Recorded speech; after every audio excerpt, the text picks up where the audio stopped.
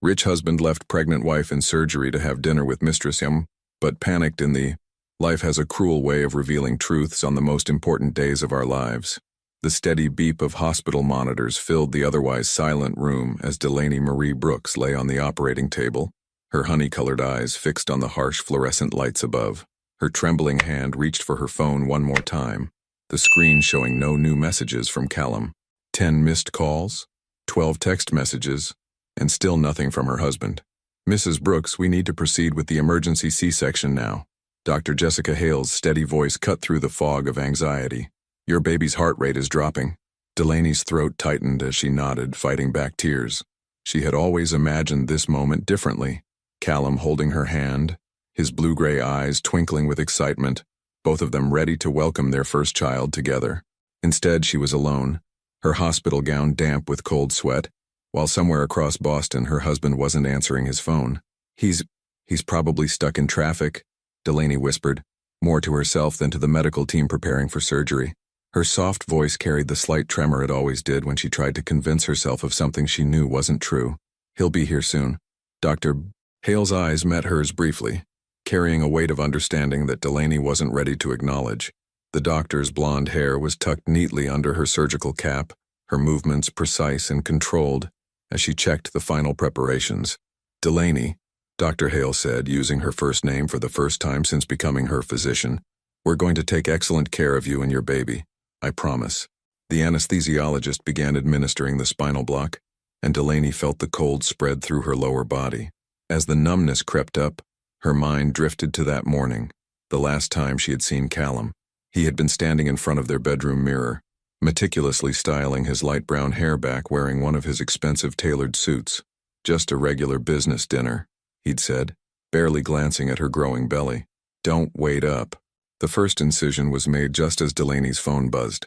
Her heart leaped, but it was only a notification from a local news site. Boston real estate mogul Callum Whitmore, spotted at luxury restaurant opening. Her vision blurred as she saw the thumbnail image. Callum, immaculate in his suit, seated at a candlelit table, a flash of platinum blonde hair across from him. The operating room suddenly felt colder. "Blood pressure's rising," a nurse called out. 115/80, 120/85. "Delaney, I need you to take deep breaths for me." Dr. Hale's voice was firm but gentle. "Focus on my voice. Your baby needs you to stay calm." Delaney tried to steady her breathing, but her mind was spinning. 6 years of marriage, 2 years of trying for a baby, countless promises, all unraveling in a single moment under harsh hospital lights. "I can see the baby," Dr. Hale announced, her skilled hands working with practiced precision. "Just a little more." The next few minutes passed in a blur of sensations and sounds. The metallic clinking of instruments, the hushed voices of the medical team, the sudden beautiful cry of a new life entering the world. "It's a boy," Dr. Hale declared, her voice warm with joy. A beautiful baby boy. But something was wrong. The cry was too weak, too fragile. "NICU team, stand by," Dr. Hale called out, her tone shifting to urgent professionalism. "He's showing signs of respiratory distress." Delaney caught only a glimpse of her son, tiny, perfect, and frighteningly pale, before he was whisked away to the other side of the operating room. Her vision began to dim around the edges, as the reality of everything crashed over her. Her premature baby fighting for breath, her husband's empty chair beside her, and the devastating truth she had been denying for months. The last thing she saw before consciousness slipped away was Dr. Hale's face, those cool blue eyes now filled with a fierce determination. In that moment, as the world faded to black, Delaney realized that sometimes the people who save us aren't the ones we've spent years believing in. They're the strangers who step forward when everyone else steps back. Her baby's faint cry echoed in her ears as darkness enveloped her, carrying with it a question that would haunt her dreams. How do you rebuild a life that's shattered in the very moment it was meant to become complete? Sometimes waking up is the hardest part of surviving. The rhythmic beeping of monitors pulled Delaney back to consciousness. Her eyelids felt heavy, her mouth dry as cotton. Through the haze of post-surgery medication, one thought cut through everything else. Her baby. "Anthony," she whispered, her voice barely audible. Her hands instinctively moved to her now empty belly, finding only bandages and pain. "He's in the NICU," came Dr. Hale's steady voice from somewhere nearby. "He's fighting hard, Delaney." just like his mother. The room slowly came into focus. Afternoon sunlight filtered through half-drawn blinds, casting long shadows across the private hospital room, a room that should have been filled with flowers, balloons, and the quiet joy of new parenthood. Instead, there was only the sterile smell of disinfectant and the weight of absence. Delaney turned her head, expecting, hoping, to find Callum slumped in the visitor's chair, his suit wrinkled from an overnight vigil. But the chair sat empty, its leather surface unmarred by worry or waiting. "Has my husband—" The words caught in her throat. Dr. Hale's expression shifted almost imperceptibly. "We've been trying to reach Mr. Whitmore. His office said he's in an important meeting." Important meeting. The words echoed in Delaney's mind, alongside the image from the news notification, candlelight dancing across platinum blonde hair, her husband's practiced smile. Her fingers clutched the thin hospital blanket until her knuckles turned white. "I need to see my baby," Delaney said, attempting to sit up. The movement sent sharp pain through her abdomen, forcing a gasp from her lips. "Easy." Dr. Hale moved quickly to her side, adjusting the bed's position. "Anthony needs you strong. Let me get a wheelchair." The journey to the NICU felt like crossing an ocean. Every bump in the floor sent waves of pain through Delaney's body, but she barely noticed. Her entire world had narrowed to a single purpose: reaching her son. The NICU was a different universe altogether. Soft lights, hushed voices, and the gentle hum of machines keeping tiny lives tethered to hope. Hale wheeled her to an incubator where an impossibly small form lay surrounded by tubes and monitors. "He's so little," Delaney breathed, pressing her hand against the clear plastic barrier. Anthony's chest rose and fell in rapid, shallow breaths, his skin still carrying a bluish tinge. He weighed just over 4 pounds, a fighter in a world built for giants. "Would you like to touch him?" A kind-faced NICU nurse appeared, already preparing to open the incubator's port. "Skin-to-skin contact can work miracles." Delaney nodded, unable to speak. As she slipped her hand through the opening, tears blurred her vision. Anthony's skin felt like warm silk beneath her fingertips. His tiny hand, no bigger than her thumbnail, twitched at her touch. "Hi, baby," she whispered, her voice breaking. "Mommy's here. Mommy's not going anywhere." The moment shattered as her phone buzzed in Dr. Hale's pocket. She had kept it safe during the surgery. The doctor hesitated before handing it over. It wasn't Callum. Instead, an email notification lit up the screen.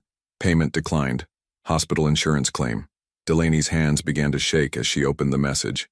Their family insurance policy, the one Callum had assured her would cover everything, had been canceled 3 weeks ago. "Is everything okay?" Dr. Hale asked, noting the color draining from Delaney's face. Delaney stared at the phone, watching as more notifications appeared. Their joint credit cards canceled, their shared checking account emptied, their life together, apparently worth less than the cost of a premature birth. The room started to spin.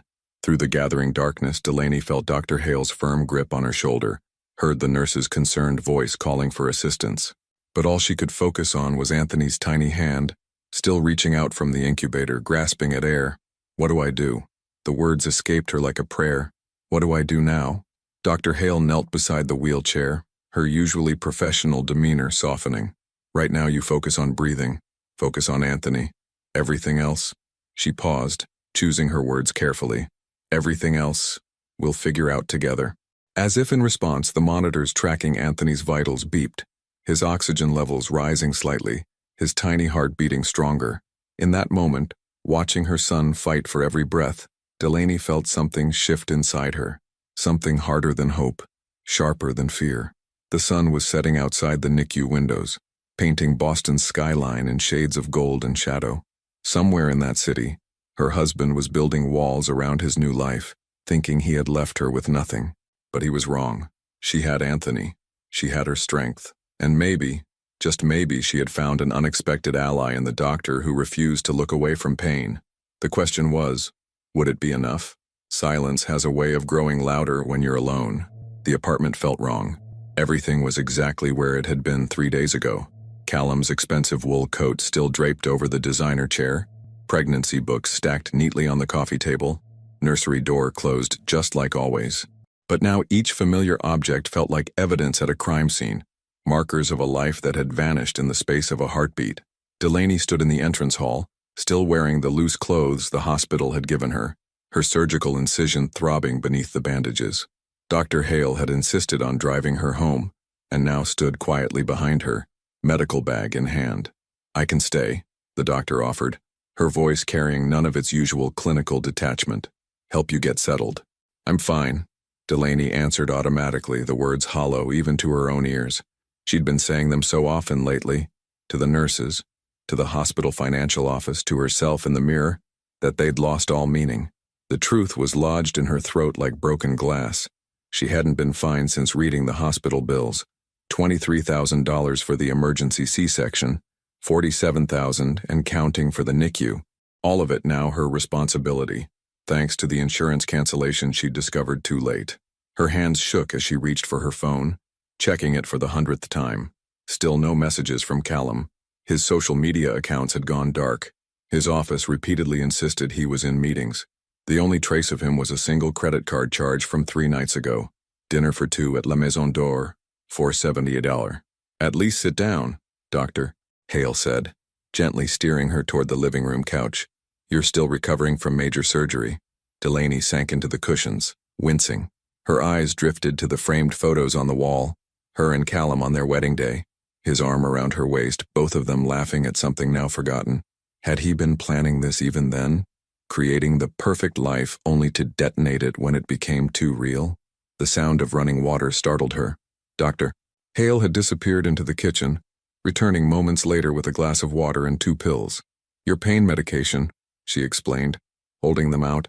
"And before you say you're fine, you're not. Nobody would be."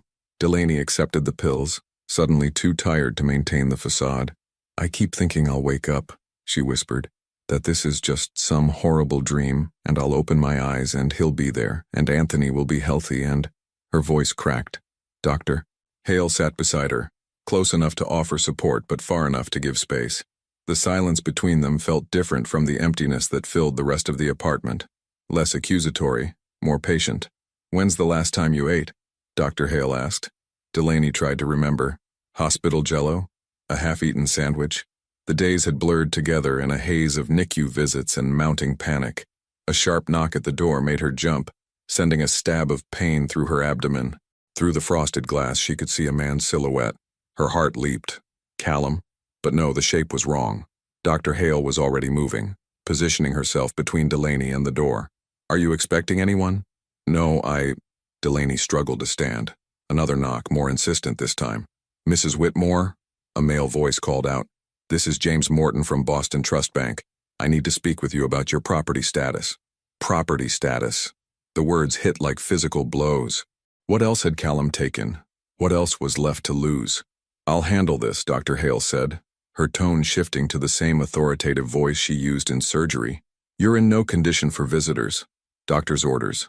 Delaney watched, oddly detached, as Dr. Hale opened the door just wide enough to speak with the banker. Their voices were low, but phrases drifted through. Recent surgery, medical recovery, legal representatives, harassment charges.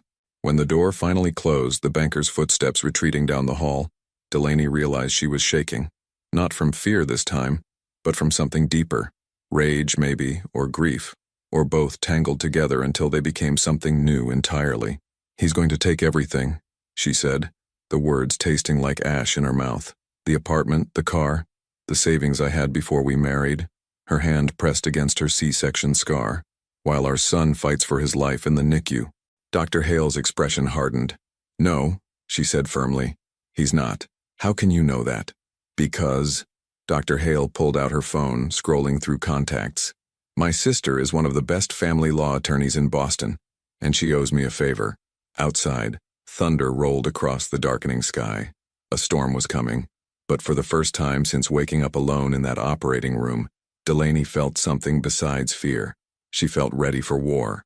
Hope arrives in unexpected packages, wrapped in ordinary moments. The NICU's morning shift change brought a quiet buzz of activity, as nurses exchanged notes and checked monitors. Delaney sat in what had become her usual spot beside Anthony's incubator, her fingers pressed against the clear plastic. 1 week had passed since his birth, 7 days that felt like 7 years. "His color's better today," observed Nurse Kimberly, a gentle woman with silver-streaked dark hair who had taken special interest in Anthony's case. And look, he's gained another 2 ounces. 2 ounces. Delaney clung to those words like a lifeline. Every gram of weight, every steady breath, every strong heartbeat was a tiny victory in Anthony's fight.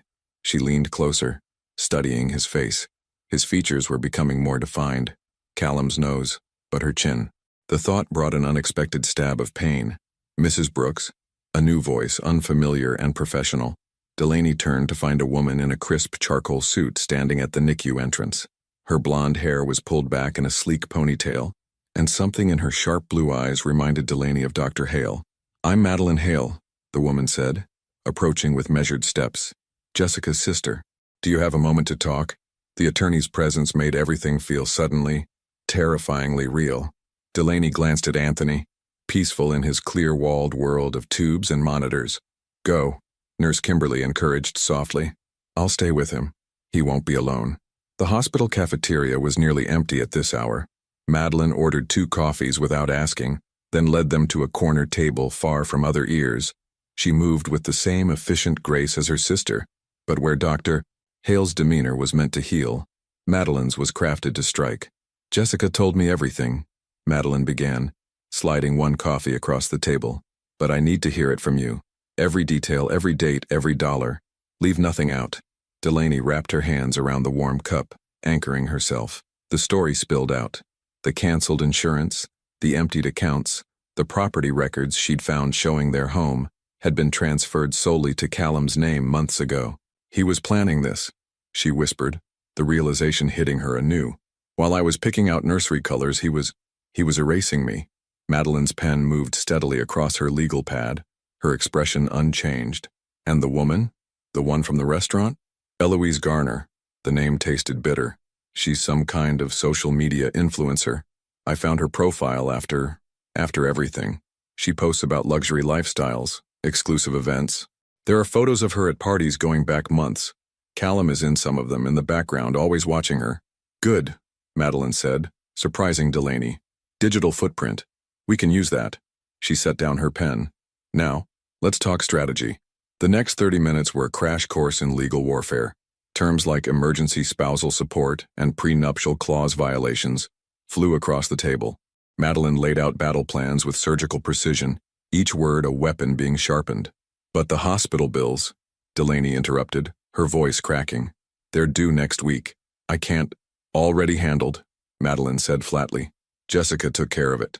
Delaney froze. "What?" "My sister." Madeline's professional mask slipped slightly, showing a hint of warmth. "Has a trust fund she never touches. Says money meant for happiness should be used for exactly that." She shuffled her papers. "Consider it a loan if you must, but it's done." The fluorescent light suddenly seemed too bright. Delaney pressed her hands to her face, overwhelmed by a kindness she couldn't comprehend. "Why?" she managed. "Why are you both helping me like this?" Madeline was quiet for a moment, studying her coffee cup. 3 years ago, she said finally, Jessica lost a baby, 7th month of pregnancy. Her husband, he couldn't handle it, walked away, left her to face it alone. She looked up, her eyes harder now. "I handled his divorce case too. Let's just say he regretted his choices." Before Delaney could respond, her phone buzzed. A text from Nurse Kimberly. "Anthony's awake. Come quick. He's trying to grab my finger." The world shifted, priorities realigning. Madeline seemed to understand without words, already gathering her papers. "Go. I'll email you the documents to sign." "And Delaney?" She paused. "Men like Callum, they think money is power. But there are stronger things than money." Delaney hurried back to the NICU, her heart racing. Through the incubator's wall, she watched in wonder as Anthony's tiny fingers wrapped around Nurse Kimberly's pinky. His grip was weak, but it was there, holding on, fighting back, refusing to let go. In that moment, watching her son's first conscious grasp at the world, Delaney understood what Madeline meant. Power wasn't in bank accounts or property deeds. Power was in the connections we forge when the world tries to break us. Power was in tiny fingers fighting to hold on, and in the hands that reach back to hold us together. Anthony's monitors beeped steadily, a rhythm like music, a lullaby of survival. The thing about rock bottom is that it shows you exactly what you're made of. 2 weeks after Anthony's birth, Delaney stood in what had once been her dream closet, methodically packing her life into cardboard boxes. The eviction notice had arrived that morning. Overnight courier, expensive paper, Callum's signature bold at the bottom. She had 72 hours to vacate their home. Leave the designer things, Madeline advised from the doorway, where she was orchestrating the move with military precision. Everything he bought you becomes evidence of lifestyle and marital assets. Delaney nodded, her hands hovering over a row of expensive dresses she'd worn to Callum's corporate events. Each one had cost more than a month's salary from her nursing job. Each one now felt like a costume from someone else's life. Instead, she reached for the worn leather bag her father had given her for nursing school graduation, the soft sweater her mother had knitted when she first announced her pregnancy, the small box of family photos from before she'd met Callum, the real pieces of herself, buried under years of careful crafting into the perfect corporate wife. Found something, Dr. Hale's voice called from the home office. She appeared in the doorway, holding a thick manila envelope. Hidden in the back of his filing cabinet, Delaney took the envelope with trembling hands. Inside were documents, bank statements, property deeds, offshore account details, and photos. Dozens of them, dating back months. Callum and Eloise at private events, intimate dinners, secret weekends. The timestamps told a story more damning than any confession. The photos were taken by a private investigator, Dr. Hale observed, her voice tight with controlled anger. He was documenting his own affair. Insurance, Madeline said grimly, examining the papers. He was building a paper trail to protect himself. Except, a sharp smile crossed her face. He just handed us everything we need. The sound of a car door slamming outside made them all freeze. Through the bedroom window, Delaney caught a glimpse of a familiar black Mercedes pulling into the driveway. Her heart stuttered. "He's not supposed to be here," she whispered. "He's supposed to be in New York until—" "Get your essential documents," Madeline ordered, already pulling out her phone. "Jessica, help her, I'll handle this." Delaney moved on autopilot, grabbing her passport, Anthony's birth certificate, the folder of medical records. Her hands were shaking so badly she could barely hold them. Dr. Hale's steady presence appeared beside her. "Breathe," she instructed, just as she had in the operating room. "In through your nose, out through your mouth. Focus on what needs to be done right now." Keys rattled in the front door lock. "Delaney?" Callum's voice carried up the stairs, smooth and controlled as ever. "We need to talk." The sound of his voice, so familiar, so false, sparked something in her chest. Not fear this time, not pain. Something harder, brighter, like steel being forged. "Take these to the car," she told Dr. Hale, handing over the documents. "I need 1 minute. Delaney, please." Her voice was steady now. 1 minute. She walked to the master bathroom, the one place in the house that had been truly hers. From under the sink, she pulled out the small blue box she'd been saving, a Father's Day gift she'd picked out months ago. Inside was a silver rattle engraved with the words, "To Daddy, love Anthony." Footsteps on the stairs. Madeline's voice sharp with legal warnings. Callum's responses, dismissive and smooth. Delaney straightened up, catching her reflection in the mirror. Her post-pregnancy body, still healing from surgery, looked foreign in her simple jeans and t-shirt. But her eyes, they were different. Clearer, stronger. She walked out of the bathroom just as Callum reached the bedroom door. He looked exactly the same. Perfectly tailored suit, carefully styled hair, practiced smile. But now she could see the hollowness behind it all. "Angel," he said, using his old pet name for her. "This has all gotten out of hand. Let's just—" Delaney held up the blue box. "I was going to give this to you on Father's Day," she said quietly. "I had this whole moment planned.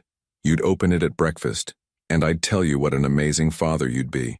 Something flickered in Callum's eyes. Discomfort, maybe even guilt. But his smile never wavered.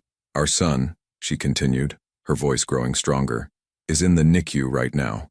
He weighs 4 pounds, 3 ounces. His favorite nurse's name is Kimberly. He holds her finger when she changes his tubes. He's the strongest person I've ever met." She set the box on the dresser between them. "And he's never going to need this." "Delaney, I'm not finished." Steel rang in her voice. "You can take the house, the clothes, the life you built to trap me in. But Anthony?" She met his eyes directly. "Anthony will only know love that's real." Without waiting for his response, she turned and walked away, past Madeline's proud smile, past Dr. Hale's steadying presence, down the stairs and out the door into the bright afternoon sun. Behind her, she heard Callum calling her name, but his voice held no power anymore. She had something stronger now, the truth of who she was and the certainty of who she needed to be, for Anthony, for herself, for the woman who was finally, fully awakening from a golden dream into a harder, brighter reality. Starting over requires more courage than staying still ever did. The studio apartment was exactly what you'd expect for $850 a month in the less fashionable part of Boston.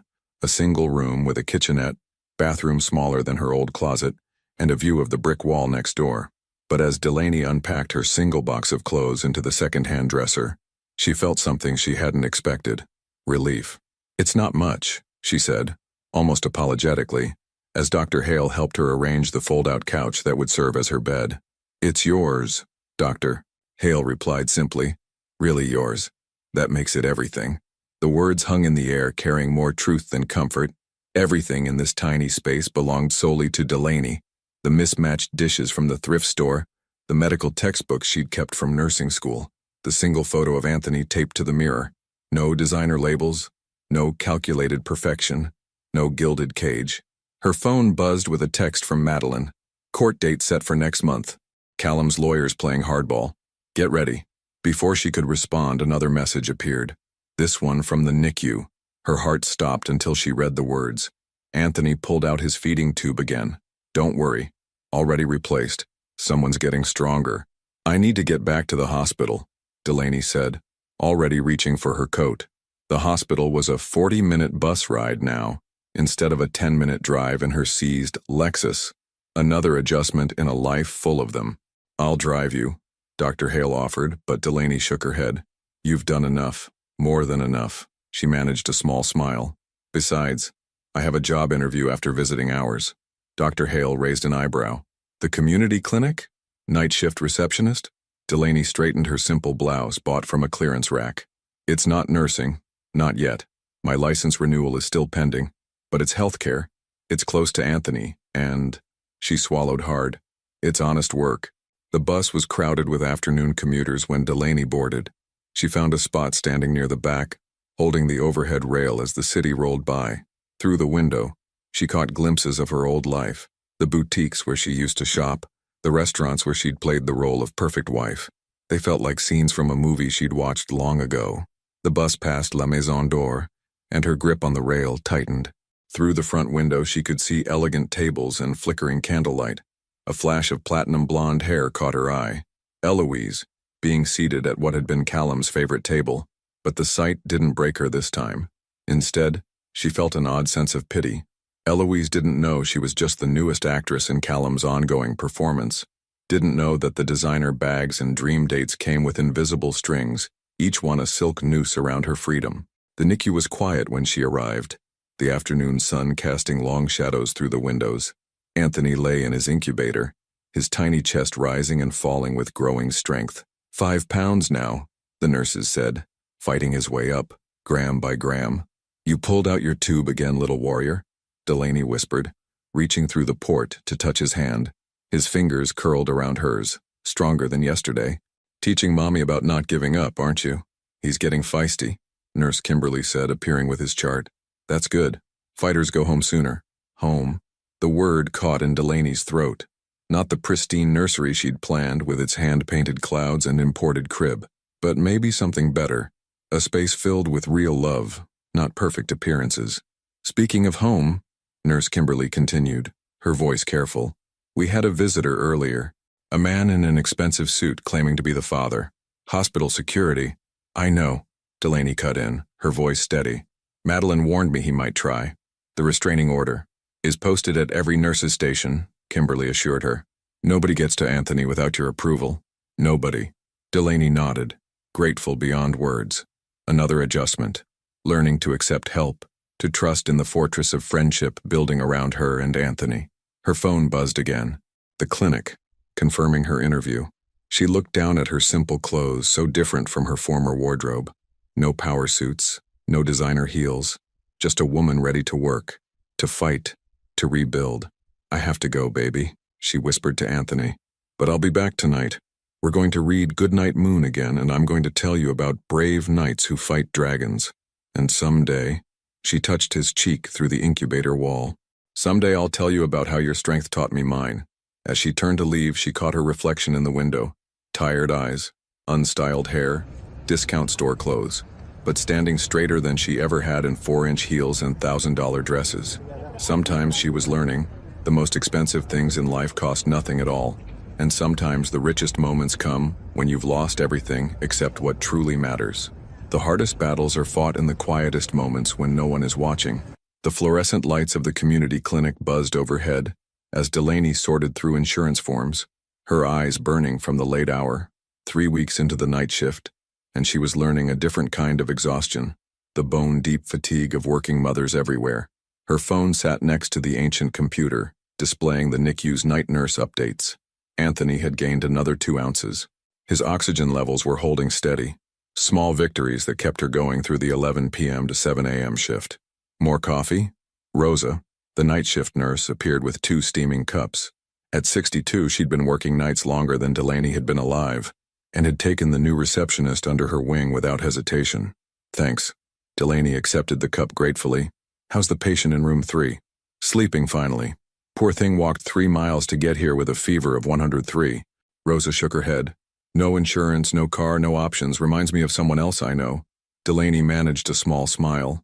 She'd told Rosa bits and pieces of her story over their shared midnight meals. Enough for the older woman to understand. Not enough to break down the professional walls she needed to maintain. The clinic's front door chimed, and both women looked up. A young mother stumbled in, cradling a crying infant. The baby's wails echoed through the empty waiting room. "My baby," the mother's voice cracked with panic. "She won't stop crying. I can't afford the ER." Delaney was already moving, the intake forms ready. But as she reached for them, something made her pause. The mother's hands were shaking. Her eyes had the glazed look of someone who hadn't slept in days. And beneath her fear was something Delaney recognized all too well, the drowning silence of postpartum depression. "Rosa," Delaney called softly, "can you check the baby while I help Mom with the forms?" What happened next wasn't in any procedure manual. While Rosa examined the infant, an ear infection, treatable with antibiotics they kept on hand, Delaney sat with the mother. She didn't just take information, she listened. About the father who'd walked out, about the nights alone, about the thoughts that scared her more than any fever. "I thought I'd be stronger than this," the young mother whispered, tears falling. "I thought, strength isn't about not breaking," Delaney heard herself say. "It's about how you put yourself back together." Later, after mother and baby had left with medication and a follow-up appointment, Rosa touched Delaney's shoulder. "You should be doing more than filing papers." "My nursing license renewal hearing is next week," Delaney replied, turning back to the insurance forms. "If they approve it." "When they approve it," Rosa corrected firmly. The rest of the shift passed in the usual parade of midnight emergencies. Sprained ankles, workplace injuries, anxiety attacks that couldn't wait until morning. Delaney moved through them with growing confidence, her old nursing instincts merging with her new understanding of life on the other side of privilege. Dawn was breaking when she finally clocked out. Her feet ached, her surgical scar twinged, and her mind was already calculating bus times to the NICU. But first she had to stop at her apartment to change and grab the documentation for today's court hearing. The thought made her stomach clench. Madeline had warned her it would be brutal. Callum's lawyers were pushing hard, trying to paint her as unstable, unfit, unable to provide. They'd submitted photos of her tiny apartment, her bus passes, her clearance rack clothes as evidence. The morning bus was less crowded than usual. Delaney found a seat by the window, watching the city wake up. A text from Dr. Hale lit up her phone. "Anthony had a great night. Nurses say he might be ready for kangaroo care soon. You've got this." Kangaroo care. The skin-to-skin contact she'd been waiting for since birth. Tears pricked at her eyes, but she blinked them back. No crying before court. No showing weakness. Her apartment building came into view, and with it, an unexpected sight that made her blood run cold. A sleek black Mercedes was parked outside, and leaning against it was a familiar figure with platinum blonde hair. Eloise. She looked different from the social media photos. Smaller somehow, less certain. She was clutching something in her hands, shifting from foot to foot like someone working up courage. Delaney's finger hovered over Madeline's number. The restraining order technically only covered Callum, not his, whatever she was. but something made her hesitate. The bus doors opened with a hiss. Delaney stood, straightened her second-hand blazer, and took a deep breath. Sometimes strength meant facing what scared you. Sometimes it meant hearing truths you didn't want to hear. And sometimes, she was learning, it meant recognizing that everyone, even the woman who helped destroy your life, might be fighting battles you couldn't see. She stepped off the bus into the morning light, ready to face whatever came next. Because that's what mothers do. That's what survivors do. That's what warriors do, one battle at a time. Sometimes truth comes from the last person you'd expect to tell it. Eloise looked smaller up close, her designer outfit hanging loose on a frame that had grown too thin. The confident smile from her social media post was nowhere to be seen. Instead, her perfectly painted lips trembled slightly as Delaney approached. "You shouldn't be here," Delaney said quietly, keys clutched in her hand like a shield. The morning sun cast long shadows across the cracked sidewalk between them. "I know." Eloise's voice was hoarse, nothing like the silvery laugh Delaney had heard through restaurant windows. "I know, but She held out a thick manila envelope. "You need to see these." Delaney didn't move to take it. Her mind raced through possibilities. More legal threats, fake evidence, another of Callum's calculated plays. But something in Eloise's expression made her pause. The woman's green eyes held a familiar shadow, one Delaney had seen in her own mirror not so long ago. "He didn't send me," Eloise continued, words tumbling out now. "He doesn't know I'm here. He doesn't know I kept copies of everything."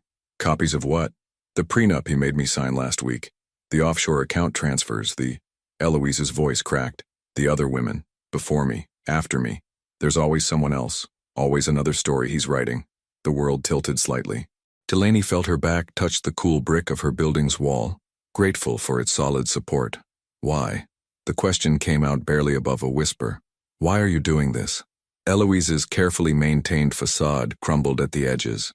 "Because yesterday I found out I'm pregnant, and for the first time I saw the whole story from the other side. Your side." The words hung in the morning air between them, heavy with implications. Somewhere above, a window opened, letting out the sounds of a family starting their day. Children's laughter, dishes clinking, life going on in its ordinary ways while worlds shifted on the sidewalk below. "He'll destroy you," Delaney said, not unkindly, "when he finds out." "I know." Eloise's laugh was hollow. "He's already started. The business dinner last night, he was with his new target, some art gallery owner. I was supposed to be at a charity event, playing my part. The devoted fiancé." She held out the envelope again. "But I can't. Not anymore. Not after." Her free hand drifted to her stomach, an unconscious gesture Delaney remembered all too well. For a moment, she saw past the designer clothes and practiced grace to the terrified woman beneath. Another actress realizing too late that the stage was really a trap. "Come inside," Delaney heard herself say. "You look like you could use some tea." The studio apartment felt even smaller with two people, but Delaney moved through it with practiced efficiency, filling the electric kettle, pulling out mismatched mugs, keeping her hands busy while her mind processed. Eloise stood awkwardly by the fold-out couch, taking in the tiny space. Her eyes landed on the NICU photo taped to the mirror. "Anthony," she said softly. "That's his name, isn't it?" "Callum. He never says it. Just calls him the baby when he's updating his lawyers." "He's not Callum's anymore," Delaney replied, the words carrying more truth than she'd expected. "He's just mine. Just ours." The kettle clicked off. Delaney poured hot water over cheap tea bags, the familiar ritual steadying her nerves. When she turned back, Eloise had sunk onto the couch, the envelope open in her lap. Documents spilled out, contracts, photos, bank statements, a paper trail of calculated cruelty. "I thought I was special," Eloise whispered, touching a photo of herself and Callum at some glittering event. "I thought I was different from you, from the others." Such a stupid thing to think. "Not stupid," Delaney said, handing her a mug. "Human. We see what we need to see until we can't anymore." They sat in silence for a moment, steam rising from their cups, sunlight creeping across the worn floorboards. Two women who should have been enemies united by the same man's capacity for carefully crafted destruction. "What will you do?" Delaney asked finally. Eloise's hand trembled as she lifted her mug. "I don't know. I can't do what he wants anymore. Can't be what he wants, but I don't know how to be anything else." "Yes, you do." Delaney reached for her phone, scrolling to a contact. You just forgot for a while. We all do sometimes. She pressed call, waiting as it rang. Dr. Hale? Are you still at the hospital? I need a favor. A big one. Later, watching Eloise follow Dr. Hale down the hospital corridor for her first prenatal checkup, Delaney felt something unexpected. Not forgiveness exactly, but understanding. Sometimes healing comes from helping someone else find their way out of the dark. Her phone buzzed. Madeline. Where are those documents? Court in 2 hours. Delaney looked down at the envelope in her hands, heavy with evidence of Callum's true nature. On my way, she typed back. And Madeline? I think we just changed the game. Outside, the morning had bloomed into full sunshine, turning the city's brick walls to gold. Another day of battles ahead, court appearances, NICU visits, night shifts, small victories and setbacks. But for the first time, Delaney felt the ground shift beneath her feet. Not just surviving now, building something new, something real, something that even Callum, with all his money and power, couldn't touch. Some battles are won not with weapons but with truth. The courthouse hallway gleamed with polished marble and old money, its high windows casting bars of autumn sunlight across the floor. Delaney sat on a hard wooden bench, her second-hand suit pressed as neatly as she could manage, watching Callum's legal team huddle near the courtroom doors. Their whispers echoed off the stone walls, urgent and agitated. Something's wrong, one of them muttered, checking his phone for the 100th time. He should be here by now. Madeline, coolly elegant in her charcoal suit, stood guard beside Delaney like an avenging angel. Callum's never late, she observed quietly. Not for something this important. The massive doors at the end of the hall burst open, but instead of Callum's confident stride, a different figure appeared. Dr. Hale, still in her hospital scrubs, her face set in professional calm. Jessica? Madeline straightened, instantly alert. What's? Anthony's asking for his mother, Dr. Hale said, loud enough for everyone to hear. He's ready for his first real hold. The world stopped. Delaney's heart thundered in her chest. After weeks of waiting, of watching through plastic walls, of touching only through ports and gloves. Today? Now. But the hearing, she whispered, torn between two impossible choices. Your Honor, Madeline called out as the judge passed by. May I approach? The next few minutes passed in a blur of legal terms and medical explanations.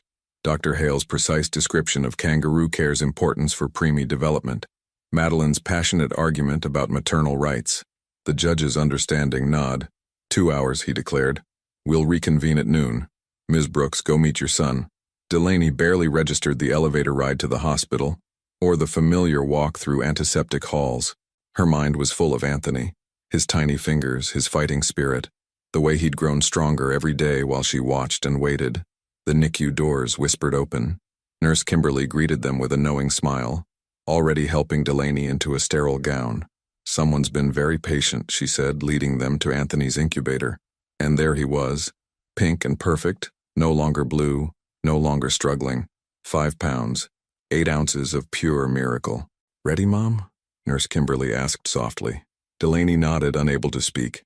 With practiced care, the nurse lifted Anthony from his clear palace, managing tubes and monitors with gentle expertise. And then he was against her chest, skin to skin for the first time since birth, his tiny head tucked under her chin, his heart beating against hers. Real. Solid. Here. Hi, baby, she whispered, tears falling freely now. Hi, my brave boy. Anthony squirmed slightly, then settled with a sigh she felt in her soul. The monitors showed his heart rate steadying, his oxygen levels rising, just from being held, just from being home. Delaney, Dr. Hale's voice cut through the moment, urgent but gentle. There's something else you need to know. She looked up, still cradling Anthony. Doctor. Hale held out her phone, displaying a news headline that made the breath catch in Delaney's throat. Breaking. Boston real estate mogul Callum Whitmore, arrested on multiple fraud charges. The evidence Eloise provided, Dr. Hale explained quietly. Madeline didn't just find proof of his personal deceptions. She found years of financial fraud, investment scams. The offshore accounts weren't just for hiding money from you. They were for hiding money from everyone. The implications crashed over Delaney like waves. The canceled insurance, the transferred properties, the emptied accounts. He hadn't just been preparing to leave her. He'd been preparing for everything to collapse. Her phone buzzed. Madeline. Hearing canceled. Judge granting emergency ruling in your favor. Full custody, support, everything.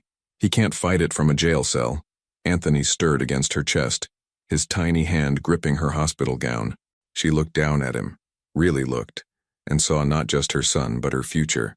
A future built on truth, not appearances, on love, not control. "Dr. Hale," she said softly, never taking her eyes off Anthony. "Can you call the clinic for me? Tell them I'll be at work tonight." "Delaney, you don't have to." "I want to," she smiled, feeling Anthony's steady breaths against her skin. There are other mothers out there walking in at midnight with sick babies and scared hearts. They need someone who understands, someone who can show them how to be strong. Through the NICU windows, the autumn sun painted Boston's skyline in shades of gold and promise. Somewhere in the city, Callum was facing his own truth, his careful walls crumbling. Somewhere, Eloise was starting her own journey of rebuilding. But here, in this quiet room with its beeping monitors and angel nurses, Delaney held everything that mattered, everything real. "You did it, little warrior," she whispered to Anthony. "You showed me how to fight, how to win." She kissed his downy head. "Now let's show the world how to live. Home isn't a place. It's the moment you finally recognize yourself in the mirror." The day Anthony was released from the NICU dawned clear and crisp, autumn painting the Boston streets in shades of amber and gold. Delaney stood in her tiny studio apartment, watching the sunrise through her single window while making final preparations. The fold-out couch had been pushed against the wall to make room for the second-hand crib Dr. Hale had helped her find. Simple, sturdy, and more beautiful than any imported furniture because it was bought with honest work and real love. "Ready for the big inspection, Doctor?" Hale asked from the doorway, carrying a box of baby supplies that the hospital staff had collected. Diapers, formula, tiny clothes passed down from their own children, the kind of gifts that came from hearts, not price tags. Almost. Delaney adjusted the last corner of the crib sheet, her hands steady now where they used to shake. 3 months of night shifts at the clinic had given her a different kind of confidence, the kind that came from helping others stand up when life knocked them down. Her phone chimed with a message from Madeline. Final paperwork filed, house sold, debt settled, accounts unfrozen. "You're officially free." Free. The word felt strange after so many years of golden chains. The news about Callum had rocked Boston's social circles. Decades of financial fraud exposed, a carefully crafted empire crumbling. The man who had once commanded boardrooms now sat in a federal holding cell, his expensive suits exchanged for prison orange. But Delaney had stopped reading the headlines weeks ago. Her world had narrowed to more important things. Anthony's first full bottle, her renewed nursing license hanging proudly on the wall, the growing family of midnight warriors at the clinic who shared coffee and courage in equal measure. "Mrs. Brooks?" Nurse Kimberly appeared in the doorway, clipboard in hand. "The home health evaluation is ready to begin." The next hour was a blur of checklists and questions, safety outlets, window locks, emergency numbers posted by the phone. Each item ticked off brought them closer to the moment she'd been dreaming of since that first terrible night in the operating room. "Just one more thing," Nurse Kimberly said finally, her professional tone softening. "You know you don't have to do this alone. There are programs, support groups. I'm not alone." Delaney smiled, touching the card on her tiny kitchen counter. An invitation to Sunday dinner with Rosa and her family. Beside it lay a schedule of shift coverage from her clinic colleagues, each one volunteering to help during her maternity leave. And pinned to her bulletin board, a photo of her, Dr. Hale, and Eloise at last week's prenatal checkup. 3 women linked by circumstance, bound now by choice and understanding. The apartment door opened, and Rosa walked in carrying Anthony in his car seat. 6 pounds, 12 ounces of perfect baby boy, dressed in a tiny sweater knitted by one of the NICU nurses. "Someone's ready to come home," Rosa announced, her eyes twinkling. "Gave us quite the performance during his final checkup. Strong lungs on this one." Delaney lifted Anthony from his seat, cradling him close. He smelled of baby powder and promise, his honey-colored eyes, so like her own, bright and alert. No more tubes, no more monitors, just her son, finally ready to begin their real life together. "Welcome home, warrior," she whispered against his downy head. "Doctor." Hale stepped forward, something clutched in her hands. "The nurses wanted you to have this." She held out a simple silver frame. Inside was a photo taken moments after Anthony's birth, Delaney unconscious in the operating room, Dr. Hale holding the tiny blue baby with fierce determination. Below the photo, engraved in flowing script, The moment strength was born, tears pricked at Delaney's eyes, but they weren't the broken tears of before. These were the kind that came from being seen, being known, being valued for exactly who you are. I have something for him too, Rosa said softly, pulling a small package from her bag. Inside was a children's book, its cover worn with love, The Little Engine That Could. For all the nights ahead, Rosa explained, her voice warm, so he'll always remember where he comes from, what he's made of. Delaney looked around her tiny apartment, at the donated supplies, the second-hand furniture, the handmade touches that transformed a simple room into a sanctuary. No crystal chandeliers or marble floors, no designer labels or society photographs. Instead, there were night shift schedules and nursing textbooks, bus passes and budget planners, a wall of cards from clinic patients who'd become family, and everywhere, in every corner, love that had been tested, broken and rebuilt stronger than before. Anthony cooed softly, his tiny hand gripping her finger with surprising strength. Through the window, Boston's morning light painted their small world in shades of possibility. "What do you think, little warrior?" she asked him softly, ready to show the world what real strength looks like. His answer was a smile, his first real one, bright as sunrise after the longest night. And in that smile, Delaney saw everything. Their past transformed into wisdom, their present filled with purpose, and their future. Their future was theirs to write, one honest page at a time. 1 year later, the community clinic's waiting room was different at sunrise. Gone were the midnight emergencies and urgent fears, replaced by golden light streaming through windows newly decorated with children's drawings. A small play corner held worn toys and books, and on the wall a new sign read, "Night Shift Mothers Support Group, every Thursday 2 a.m. Delaney adjusted her nurse's badge, no longer a receptionist, but a fully reinstated RN working the overnight shift she'd chosen to keep. Anthony, now a sturdy 14-month-old with his mother's determined spirit, played contentedly in a carrier at her feet while she finished notes from her shift. "Look who's here for breakfast."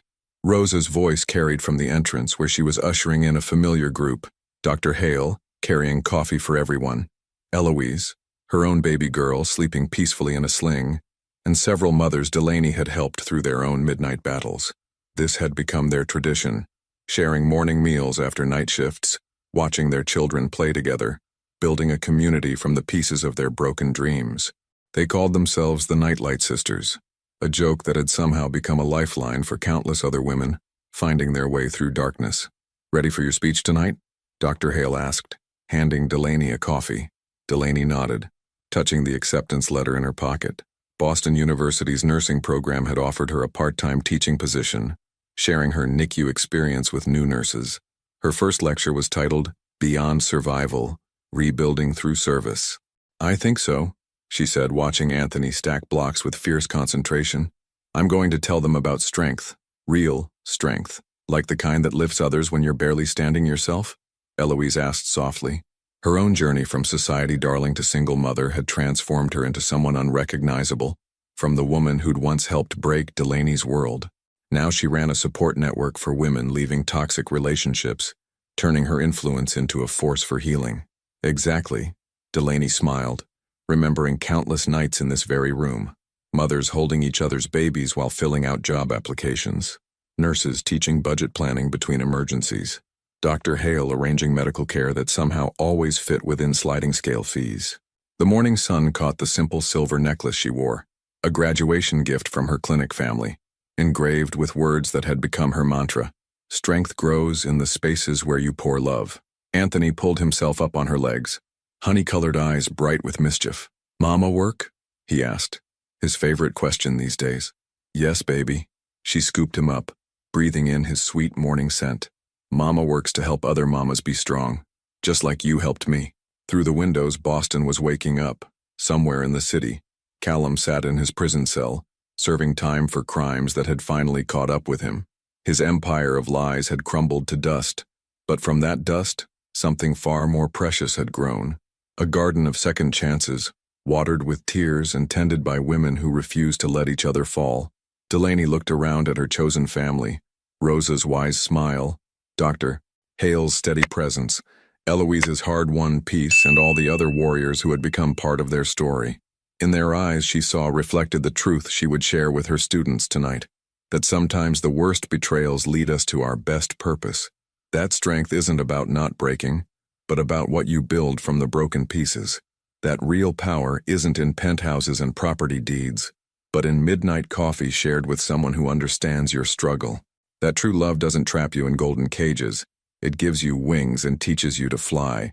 And most importantly, that every woman carries within her the power to rewrite her story, one brave choice at a time. Anthony patted her cheek, bringing her back to the present. Story, Mama? Yes, my little warrior, she whispered, holding him close as their family gathered around. Let me tell you the best story I know, about a baby boy who taught his mama how to be strong, and about the angels who helped them find their way home. Outside, another dawn painted the sky in colors of hope. Inside, in a room filled with coffee and courage, love and laughter, second chances and sister hearts, inside they were already home. The end. Have you ever had to rebuild your life from scratch? To find strength when everything around you crumbled? Share your story in the comments below, because every voice of courage helps light the way for others. Your participation in this channel means everything. Please leave your thoughts in the comments section below. I hope you enjoyed today's video.